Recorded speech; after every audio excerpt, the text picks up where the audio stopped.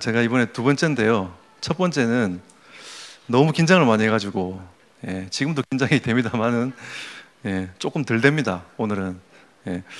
그리고 차 타고 올 때도 좀 덜 막혔고요. 조금 더 지난번보다 좀 편하게 좀 할 수 있을 것 같습니다. 오늘은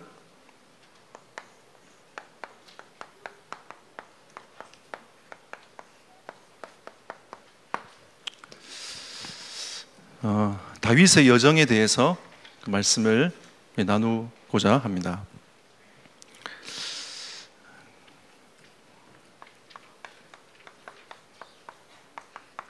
요한복음 13장 1절에 예수님께서 제자들을 사랑하시는데 끝까지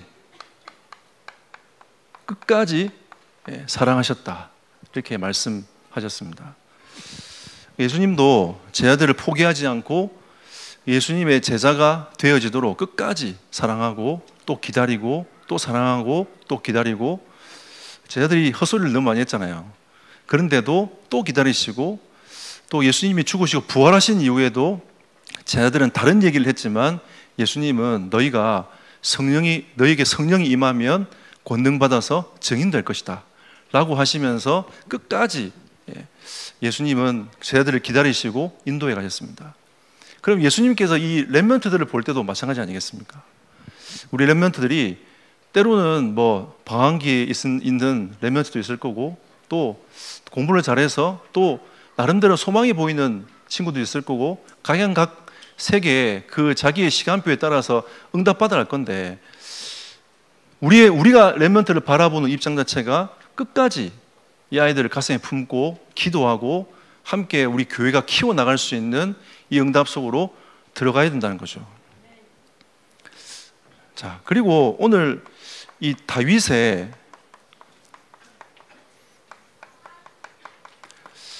인생을 바라보면서 목표가 있었습니다. 그 목표는 크게 보면 두 가지인데요. 하나는 다윗의 후손을 통해서 메시아가 나는 거죠. 마태복음 1장 1절에도 보면 아브라함과 다윗의 자손 예수 그리스도의 계보라. 다윗을 통해서 메시아가 날 거라는 것을 확실하게 딱 언약으로 붙잡았습니다. 그리고 다윗은 언약궤를 둘 성전을 짓기 위하여 모든 준비를 살아생전에 다 했어요. 그래서 하나님께서 다윗에게 왜 이 성전 짓는 걸 허락하지 않았냐면, 설계도는 다 준비했는데 하나님께서 다윗에게 네가 피를 너무 많이 붙여가지고 성전을 세울 수 없다라고 했습니다. 그리고 솔로몬에게 이 설계도를 이양시켜서 솔로몬이 이 성전을 마무리 짓도록 만들어 간 거죠. 다윗의 목표는 인생 살아가면서 메시아의 언약이 다윗을 통해서 성취가 되어지고 성전 짓는 이 일에 응답받기 위해서 다윗이 그 목표를 가지고 일평생을 살았습니다. 자, 그렇다면 첫 번째,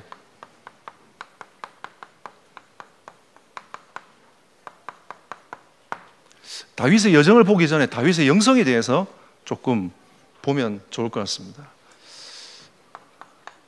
우리가 오늘 사무엘상 16장 13절을 우리가 읽었지 않습니까? 그 앞에 7절에 보면 하나님께서 사무엘에게 나는 사람을 외모로 보지 않고 중심을 본다라고 말씀하십니다. 그러면 중심을 보는 게 하나님 마음이신데, 그리고 13절에 형들을 다 지나가게 만들고 마지막에 다윗에게 기름을 부어서 너는 장차 왕이 될 것이다 라고 말씀하고 있지 않습니까? 근데 이 중심을 본다는 이 의미가 많은 것을 내포하고 있습니다. 하나님은 다윗이 어릴 때에 어떻게 하나님을 바라보고 기도하면서 자기 영성을 준비했는지를 하나님은 보고 계셨던 거죠. 다윗이 목동생활 있을 때에 다윗이 어떻게 하나님을 바라보고 준비하고 있었던 것인지를 하나님은 바라보고 있었던 겁니다. 그 중심에 의하여 하나님은 13절에 다윗이 왕이 되도록 기름을 부어서 장차 사울 대신에 왕이 되어져 가도록 하나님께서 언약을 주신 거죠.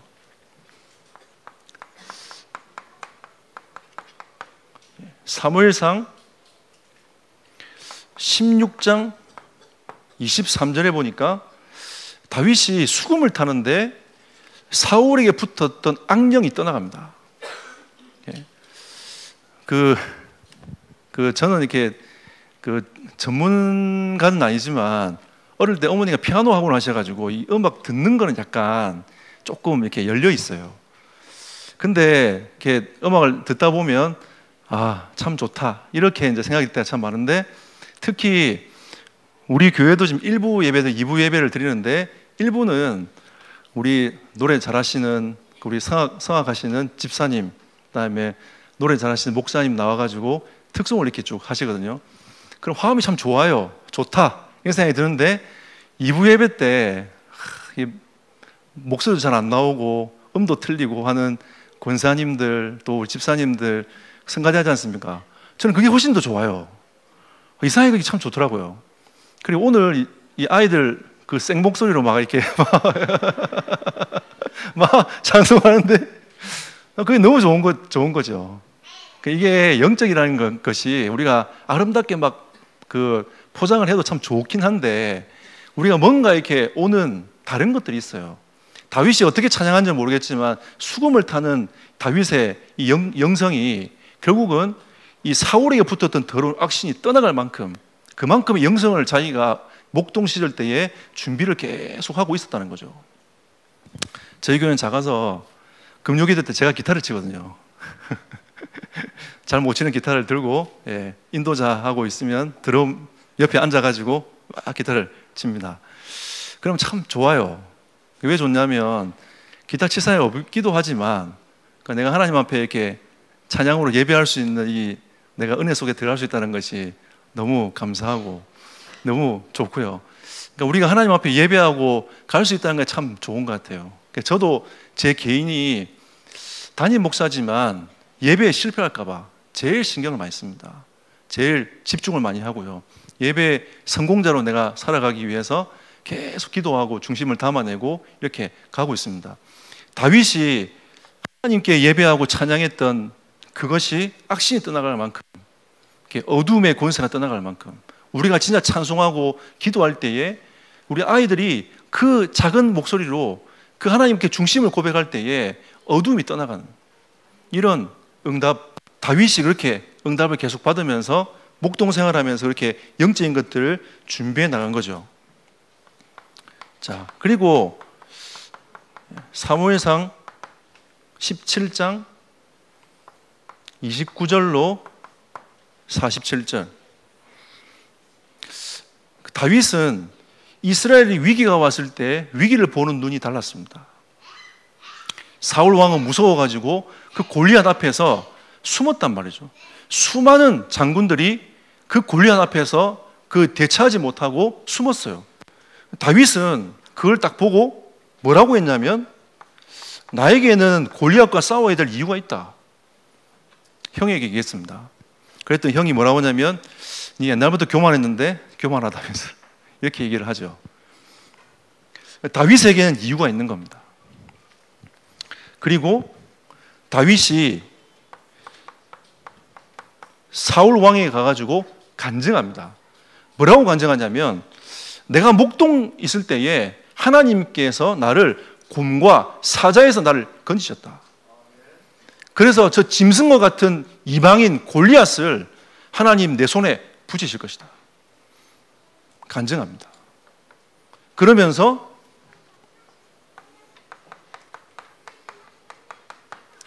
다윗이 선포합니다. 너는 칼과 창과 단창으로 내게 나오지만 나는 만군의 여호와 이름으로 내가 너에게 간다 라고 하면서 달려가죠. 선포합니다. 다들 머뭇거리고 있을 때에 렘넌트 다윗은 돌 딱 들고 하나님 앞에 딱 들고 믿음의 선포를 하면서 달려가서 골리앗을 쓰러뜨립니다. 골리앗 칼을 빼어서 골리앗 목을 쳐버리죠. 이게 다윗의 영성입니다. 네 번째로 시편 78편 70절에서 72절 말씀.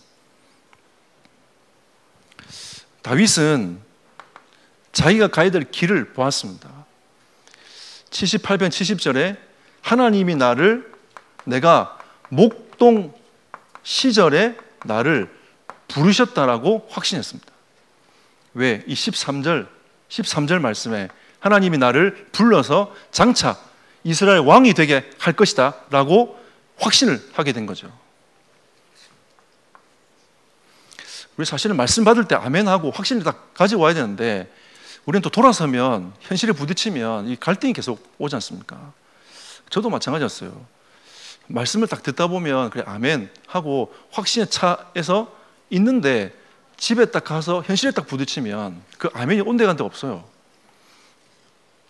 근데 이 다윗은 자기가 목동 시절 때에 하나님이 나를 불렀다는 확신을 딱 가지고 있습니다. 흔들리지 않는 거죠. 하나님이 나를 왕으로 딱 세우셨다 라고 하는 말씀이 소통되어 하나님과 소통되어 있는 다윗에게는 흔들리지 않는 확신 딱 서게 된 거죠. 그리고 내가 왕이 되어서 왕의 사명을 감당하게 될 것이다. 하나님이 사울을 세우실 때 이렇게 말씀하셨습니다. 사울아, 네가 왕이 되지만 사실은 이스라엘 왕은 나야. 너는 이스라엘의 눈에 보이는 왕이지만 실제 왕은 내가 되어야 되는 거야. 그래야 나를 통해서 전 이스라엘 민족들이 살고 나를 통해서 이스라엘뿐만 아니라 2, 3, 7과 5천 종족이 살 거야. 이렇게 말씀하셨어요. 사울은 자기가 왕이 되어서 하나님을 버리고 자기가 왕이 된 인물이 사울이었습니다. 하나님이 다윗을 세우실 때에 하나님이 너를 왕으로 세울 때는 너를 세워서 내가 할 일을 해 나가는 거야 라고 하나님께서 말씀하시는 거죠. 그래서 출애굽기 19장 6절 이 사명을 감당하는 겁니다. 결국은 이스라엘은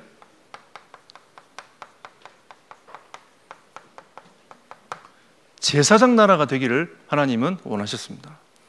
근데 사울은 제사장 나라가 된 게 아니라 자기가 왕이 돼서 자기가 원하는 나라로 꿈꾸고 지나갔단 말이에요.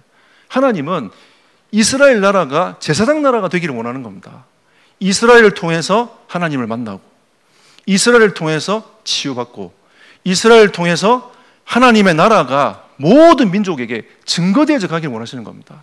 그러면 이스라엘의 주인이 누가 되어야 됩니까? 이스라엘 왕이 하나님이 되셔야 되지 않겠습니까? 다른 말로 하면 우리 인생의 주인이 하나님이 되시는 겁니다. 렘넌트의 주인이 하나님이 되시는 거죠.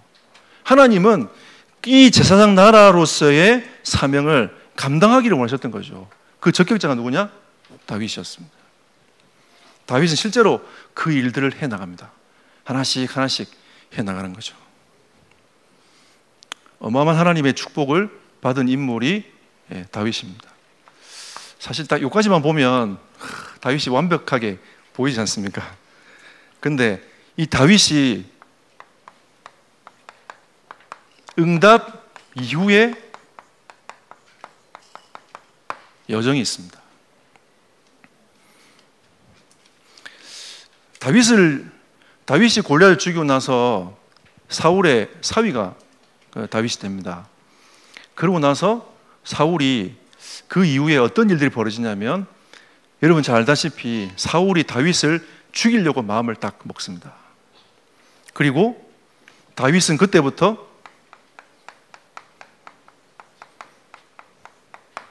사울을 피해서 도망할 수밖에 없는 이 여정이 벌어집니다. 이 여정의 시간이 10년이에요. 우리는 응답을 받아가지고 이제 잘 될 것 같다. 응답이 이제 열리는 것 같다라고 생각하지만 하나님은 이 다윗을 도망자의 길을 걸어가도록 10년을 갖다가 딱 이렇게 이끌어 가시는 거죠.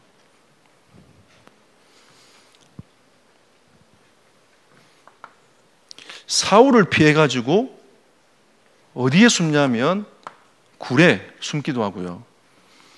사울을 피해가지고 황무지 숨기도 하고요. 사울을 피해가지고 자기 지파에 소속되어 있는 유대 지역에 숨기도 하고요. 나중에 1차 3년 도망자 생활을 하다가 2차 3년 도망자 생활을 하다가 마지막 4년은 어디로 가냐면 블레셋으로 들어가가지고 4년을 살아갑니다.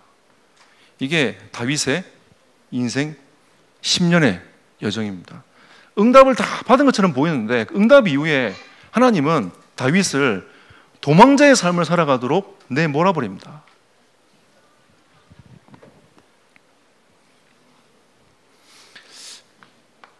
근데 하나님은 이 도망자의 삶을 사는 것처럼 보이지만 다윗에게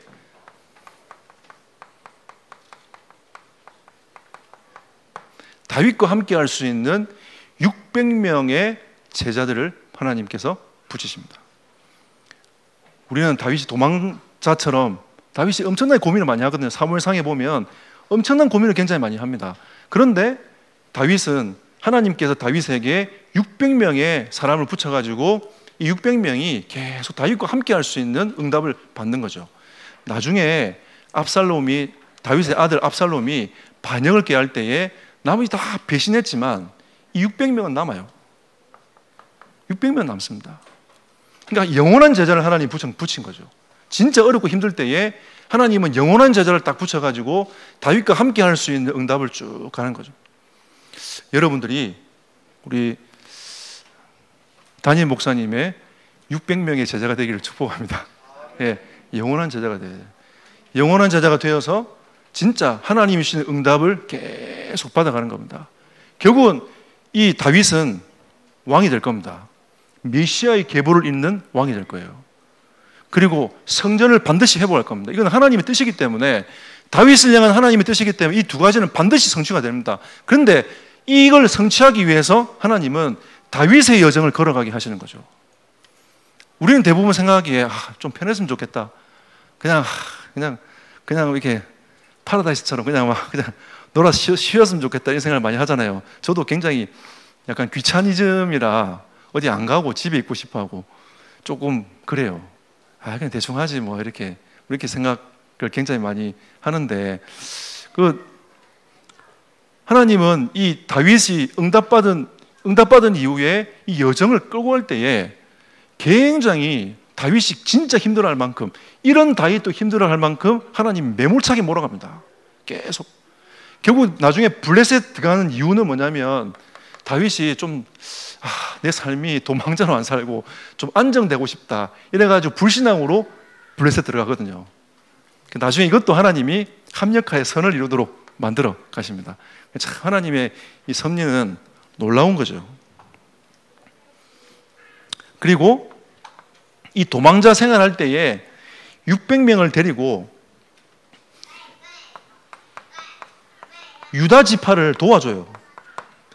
꽁꽁 숨어 살아야 되는데 다윗이 어디 있냐가 딱 짠 하고 나타나면 사울이 추적해 들어올 거 아니겠습니까?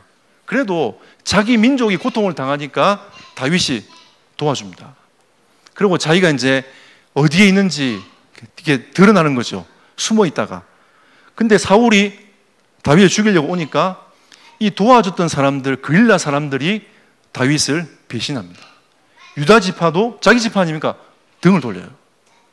그리고 코너에 몰립니다.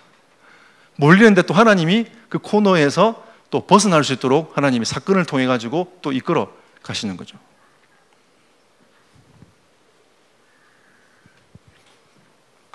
왜 하나님이 이런 연단의 시간표를 주실까요?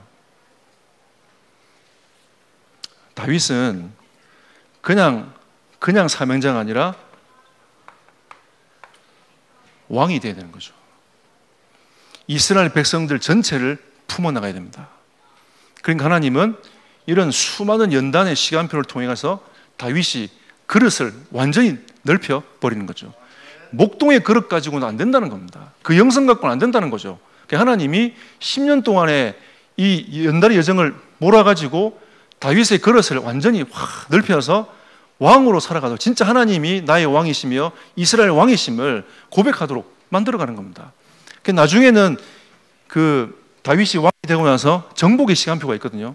정복해 나가면서 진짜 이 제사장 나라로서의 응답을 조금씩 받아 나갑니다.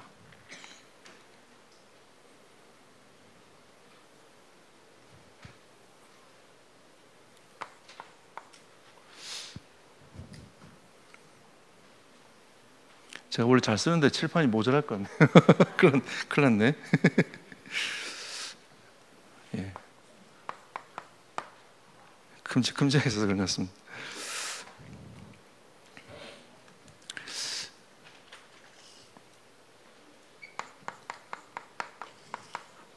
예, 사무엘하 7장 8절에서 17절 보니까 나중에 그 다윗이 그 왕이 됩니다. 왕이 된 이유가 성전을 짓고 메시아의 언약이 다윗을 통하여 성취가 되는 게 다윗의 방향이고 목표라고 했습니다. 사울이 사무엘상 마지막 31장에 그 전투에서 죽습니다. 그러고 나서 다윗이 이제 이스라엘로 돌아가는 거죠. 그러면 사울이 죽었고 그 아들도 다 죽었기 때문에 다윗이 이제 왕으로 등극을 해야 되잖아요. 근데 다윗이 바로 등극하는 게 아니라 12지파 중에 한 지파인 유다 지파만 다윗을 또 따라요. 이게 사울이 죽었으면 그 다음부터 이렇게 일이 쫙 열려야 되는데 열리지 않고 또 이제 유다 지파만 자기를 따르는 거죠. 그리고 자기가 온전히 왕이 될 때까지가 7년 반이 걸립니다. 참 많은 시간들이 걸리죠. 그러면 도망자부터 시작해가지고 거의 18년 정도 왕이 될 때까지 계속 하나님이 그 다윗을 계속 이끌어 가시는 거죠.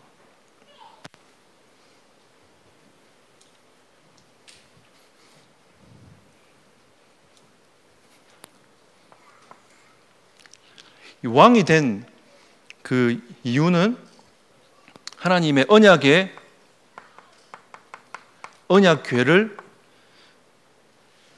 예루살렘으로 가지고 오는 거죠. 그리고 이방 나라들을 하나씩 정복해 나갑니다. 다윗이 이 응답을 받아놓고도 또 많은 실수들을 또 범해요. 그러니까 다윗이 완전한 자는 아닙니다. 그러니까 우리가 생각하는 완전한 자는 아닌 거죠. 근데 하나님 보시기에는 완전한 자입니다. 여러분, 우리는 대부분 바라보는 관점이 도덕적인 관점으로 사람을 판단을 굉장히 많이 하거든요.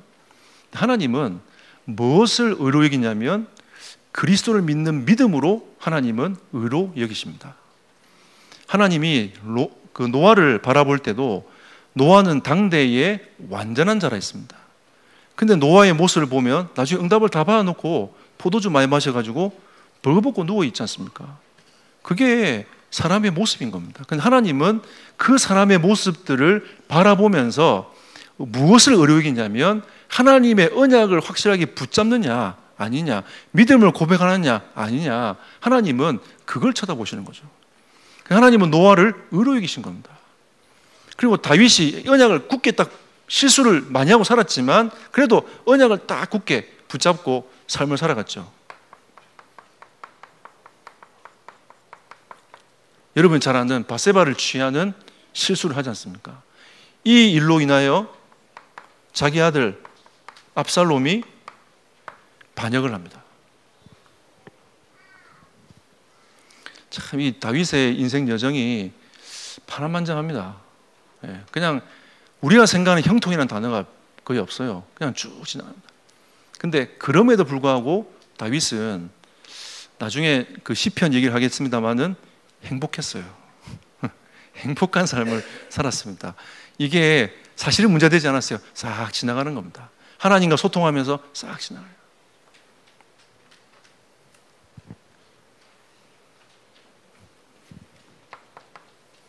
(40년간) 이스라엘을 통치하고 72세에 생을 마감합니다. 여기 어르신들 몇 분 계신데 70 넘으신 분들은 다윗보다 오래 사시는 겁니다.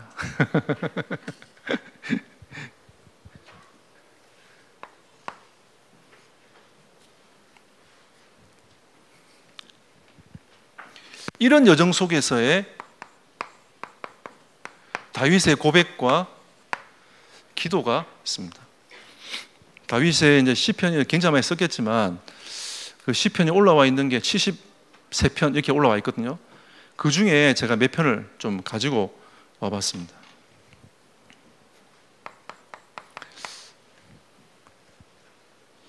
시편 16편 1절에서 11절 말씀. 다윗이 평상시에 어떻게 살았는가 여러분 궁금하지 않습니까? 이 다윗의 평상시입니다. 다윗은 내가 하나님을 항상 내 앞에 모셨다. 이 다윗은 평상시의 삶이 항상 하나님을 자기 앞에 모셔놓고 하나님을 누렸던 인물이 다윗이에요. 비록 사람인지 실수도 하고 넘어지기도 하고 때로는 불신앙도 하고 하지만 항상 하나님을 앞에 딱 모셔놓고 하나님을 누렸던 인물이 다윗이었습니다. 그러면서 다윗이 뭐라고 고백하냐면 그래서 내가 흔들리지 아니했다. 이런 많은 여정 속에서의 고통들이 있었지만 내가 흔들리지 않았던 것은 하나님을 내가 항상 내 앞에 모셔서 하나님을 누려갔다. 다윗은 사모를 한 거예요. 우리 언어로 말하면 사모를 하면서 매일 사모를 하면서 그 응답 속으로 깊이 들어갔습니다.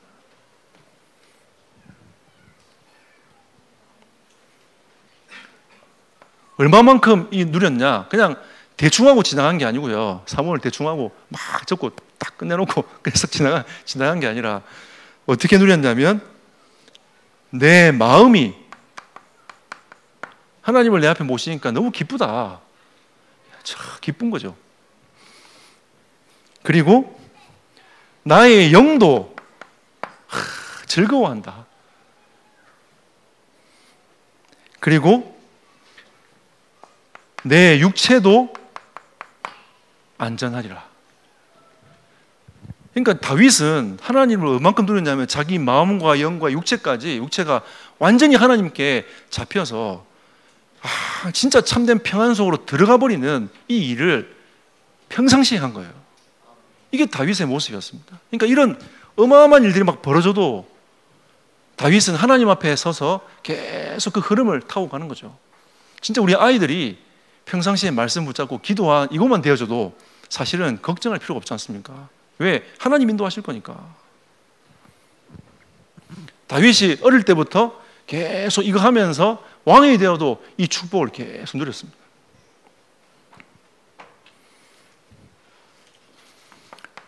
자, 다윗이 우리는 시편 23편 1절 6절의 말씀을 잘 알고 있지 않습니까?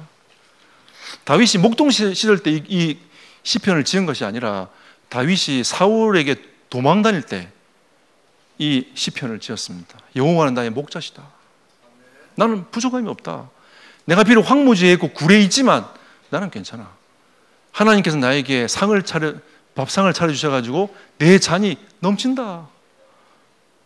광야에 먹을 게 어디 있습니까? 근데 내 잔이 넘친다라고.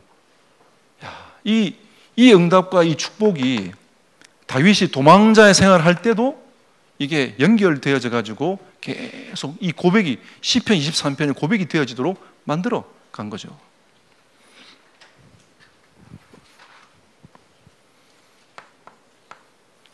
그리고 하나님께서 시편 18편 1절에서 50절 사울의 손에서 다윗을 건질 때 뭐라고 다윗이 고백을 했냐면 나의 힘이 되신 여호와여 내가 주를 사랑합니다. 이런 고백을 했어요. 여러분 주님 사랑하십니까? 네.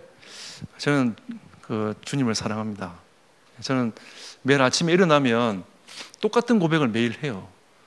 하나님께 감사합니다. 이 고백을 늘 합니다. 왜냐하면 나 같은 죄인을 구원하신 하나님 앞에 하나님이 아침에 눈 뜰 때마다 진짜 감사하더라고요. 내가 잘 못하지만 하나님이 나를 이 시대에 전도자로 부르신 게 참 감사하더라고요. 사실 이것 말고 우리가 감사할 게 사실 뭐 있겠습니까? 사업이 잘 돼도 잘 안 돼도 우리는 하나님 앞에 감사할 수 있어야 되고, 우리가 뭔가 우리의 뜻대로 일이 잘 풀리고 안 풀려도 우리는 하나님 앞에 가장 먼저 감사할 수 있어야 됩니다. 내가 주님을 사랑한다라고 고백할 수 있는, 이런 풍성한 은혜의 길을 축복합니다. 우리 렘넌트들이 내가 주님 사랑합니다 라는 이 고백들이 되어진다면 하나님 얼마나 기뻐하시겠습니까? 제가 오늘 아이들 그 생목소리로 찬양하는 거 들어도 진짜 기쁘더라고요. 너무 감사하고 너무 막 좋고 막 그런데 하나님은, 여러분이 하나님을 사랑한다고 고백했을 때에 어떤 마음이 드시겠습니까? 그리고 사울의 손에서 건질 때에 다윗이 이런 고백을 합니다. 하나님은 나의 반석이시오, 나의 요새요. 많으니까 제가 읽을게요. 나를 건지시는 이시요. 그러니까 하나님은 다윗이 도망갈 때 죽음의 위기가 여러 번 있었는데 하나님이 나를 건지셨다. 그리고 하나님은 피할 바위가 되시며 나의 방패가 되시고 구원의 뿌리며 산성이시라. 다윗이 이런 여정을 쭉 걸어가면서 다윗이 만난 그 하나님을 자기가 고백을 하는 겁니다. 나는 이런 하나님을 고백할 수 있어 라고 하면서 나는 하나님, 나의 하나님은 요새요, 산성이요, 피할 바위가 되시오 하면서 쭉 늘어놓습니다. 여러분의 하나님은 어떤 하나님이십니까? 우리의 하나님은 어떤 하나님이시죠? 진짜 나에게 있는 나와 함께 하신 그 하나님은 어떤 하나님이십니까? 우리 렘넌트들이 가야 될 그 길 속에서 어떤 하나님을 우리가 경험하며 살아야 되겠습니까? 다윗은 군인이기도 하고 왕이기도 하고 하잖아요. 그러니까 자기가 목동 생활하면서도 그런 많은 이 여정 속에서의 그 축복과 은혜도, 하나님을 만난 그 하나님을 쭉 나열하면서 고백을 해나갑니다.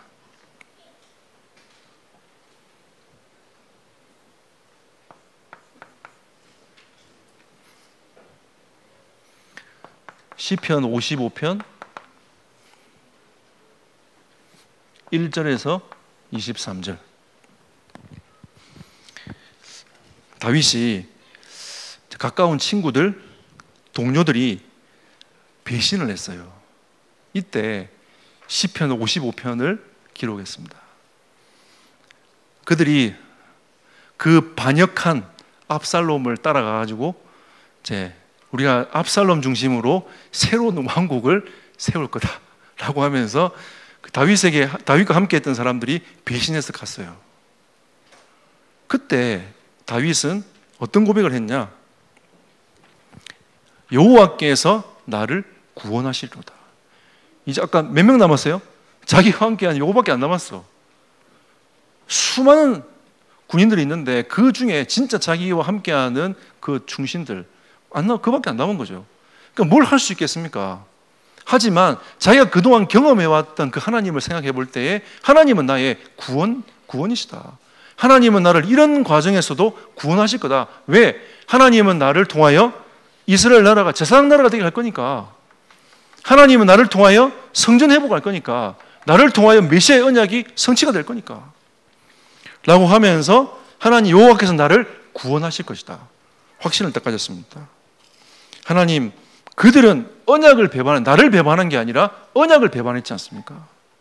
하나님은 나를 통해서 이 언약을 성취해 가기 원하시는데 그들은 나를 배반한 게 아니라 언약을 배반한 거 아닙니까? 하지만 나는 주님을 의지하겠습니다. 이렇게 고백을 합니다. 참 멋있죠? 그죠? 다윗 시편이 굉장히 많지만 제가 이 여정을 쭉 생각하면서 요 4편만 이렇게 가지고 갔습니다. 우리가 하나님이 주시는 이 응답과 축복이 참 많은 은혜와 축복들이 있습니다. 우리 렘넌트 부대들이 이 여정을 걸어가야 되지 않겠습니까? 여기서 다윗 같은 인물들이 나와야 돼요. 나올 거 아니겠습니까? 근데 이 나올 때에 때로는 이 아이들 중에 17년의 여정, 굉장히 어려운 여정들을 걸어갈 수 있습니다. 여러분 중에 하나님이 여러분을 다윗의 응답과 축복으로 세우셨는데 여러분을 18년의 그 여정 속에 집어넣어서 우리를 계속 갱신하고 그릇을 바꾸어서 하나님이 귀히 쓰는 그릇, 크게 쓰는 그릇으로 하나님 바꾸고 가는 그런 시간표가 될 수도 있는 거죠. 그래서 유 목사님이 가끔씩 잘 안 되면, 뭐가 잘 안 풀리면 내가 큰 그릇이구나 생각해라 라는 말이 나오는 거죠. 하나님이 여러분을 큰 것으로 세워가지고 계속 응답의 문을 열어가는 겁니다. 불신자들은 나 이거 안 풀리지?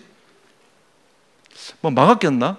굿이나 한번 할까? 이렇게 가야 되지만 우리는 그게 아니에요. 하나님이 나에게 진짜 이 응답과 축복을 예배해놨구나.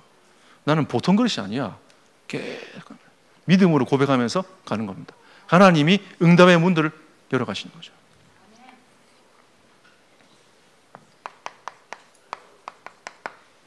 결론 맺겠습니다. 사실은 이 유치원부 세배세 들으면 너무 깔끔하고 좋은데 저는 이게 너무 많이 쓴 것 같습니다. 예.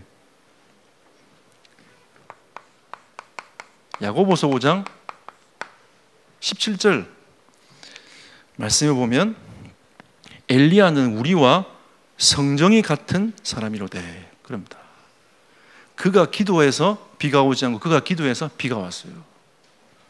그러면 우리가 성정이 똑같다는 말은 우리가 똑같은 인간이라는 거죠. 똑같은 죄인이고 똑같이 하나님 미션을 받은 사람들인 겁니다.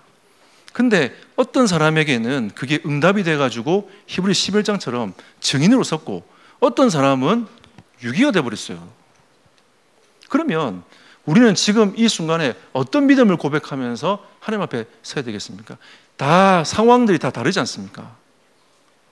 각자 개인과 그 상황들이 싹 다 다릅니다. 근데 우리는 여기에서 어떤 믿음을 하나님 앞에 고백하면서 렘넌트 운동을 우리가 해 나가야 되겠습니까? 우리는 다른 게 아니라 우리 개개인들에게는 진짜 그리스도가 필요한 게 아니라 오직 그리스도가 필요하다. 하나님이 다윗에게도 그걸 깨닫게 하신 겁니다. 네 힘으로가 아니라 네를 통하여 메시아 언약이 있을 건데 너는 오직 그리스도를 붙잡아야 돼.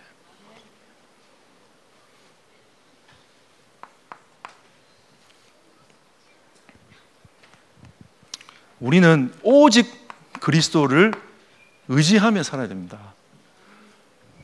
여러분 진짜 그리스도 붙잡으면 모든 문제 해결됩니까?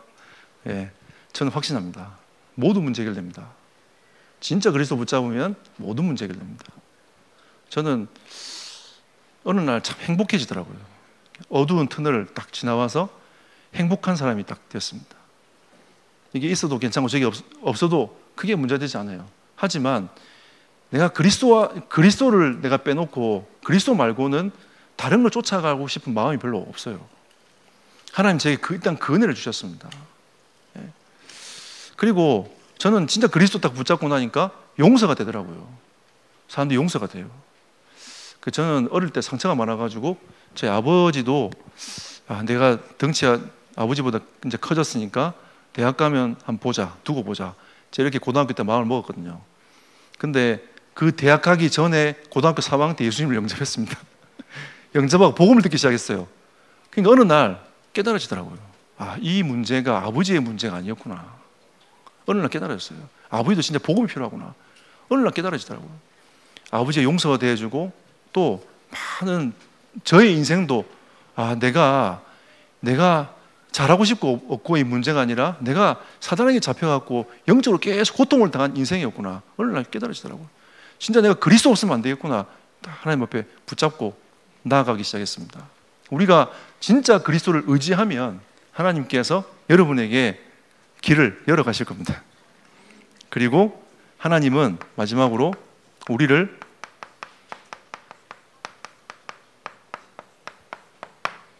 언약 성취자로 부르셨습니다. 하나님 우리에게 2, 3, 7과 5천 종족이라는 언약을 주셨습니다. 모든 민족이 이 복음이 증거되어야 된다고 하는 이 언약을 주셨습니다. 절대 언약은 분명히 그 속에 제자 있고 그 속에 그리스도를 만나서 치유받을 자가 있고 그 안에 진짜 이 복음을 들을 후대가 남겨져 숨겨져 있다. 그래서 하나님은 이 시대 여러분들을 남은 자로 부르셨고요, 그 길을 걸어가는 순례자로 부르셨고, 그 현장 이걸 말씀을 성취해 나갈 정복자로 하나님 여러분과 저를 부르셨습니다. 이 응답이 우리 후대와 우리 모든 성도들에게 임하기를 예수 이름으로 축복합니다. 기도하겠습니다. 하나님께 참 감사드립니다. 부족한 종이 말씀을 대언하면서 함께 나눴습니다. 주의 성령께서 깨닫게 하시고 또한 함께 이 응답과 축복을 누려가도록 성령으로 역사하여 주옵소서. 예수 그리스도 이름으로 기도드렸습니다. 아멘.